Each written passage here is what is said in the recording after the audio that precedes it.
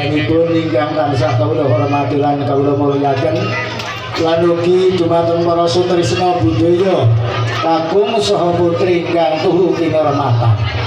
Ngingeti panjenengan lan kula jejering titahing Gusti kang tansah kapurbolan kawasesa dening Gusti kang Maha Kawasa pramila monggo kula dherekaken tansah ngujaken puja puji syukur saha pepadaning Gusti kang Maha Agung ingkang sampun kepareng amirahaken kakiyatan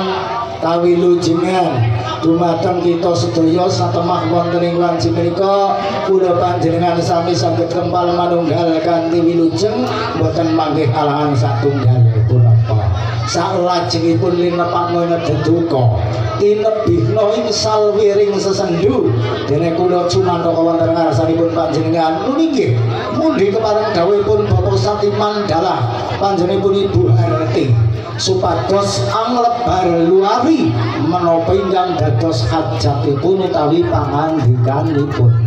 Nanging saderengipun dirih mangke anggen kawula matur kirang meranane ing penggalih panjenengan estu-estu saderengipun kula nyuwun pangapunten ingkang saageng-agengipun. Sagunging para rawuh kakung saha putri ingkang tuhu kinurmatan.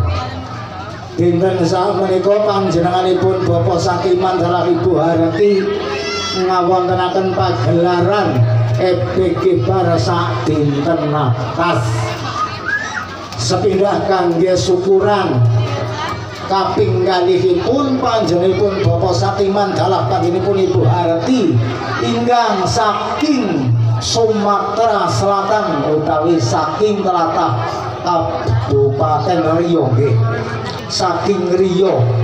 nika nalika wulan-wulan ingkang kapengker dipun coba dipun uji dening Gusti ingkang Maha Kuwasa panjenenganipun Bapak Satimandala panjenenganipun Ibu Harti ngantos dipun nggih niku dipun usadani wonten ing rumah sakit kanthi dipun operasi mila saking menika panjenenganipun Ibu Bapak Satimandala Ibu Harti saged kondur wangsul wonten ing desa Susukan mriki kanthi wilujeng kaleresugi kangge mujudaken syukuripun dumateng arsa dalem Gusti Kang Maha Kawasa. Alhamdulillah anggenipun pinaringan ganjaran saking Gusti dipun uji kanthi sesakit menika wau sampun kasembadan wilujeng mantun mugi-mugi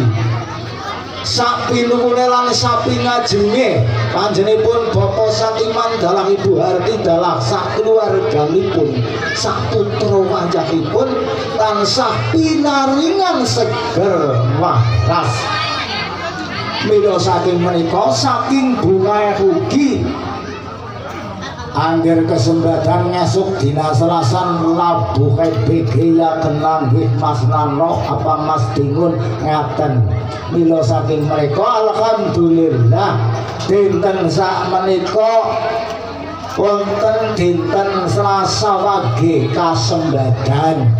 ngelabetaken ebek Sri Manunggal Sejati kanthi menika utang arta nyarutangipun arta utang pangucap nyarutangipun dipun lampahi nggih napa mboten. Mila saking menika panjenenganipun Bapak Satimandala Ibu Harti wantun damel kupat luar ingkang dipun isti kanthi beras kuning. Kupat luar inggih menika pralampita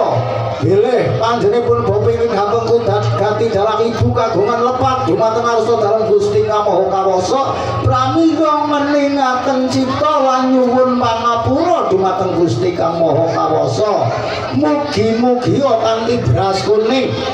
beras dipun paringi waras lan slamet sakeluarganipun sapinuwunipun sapingajengipun.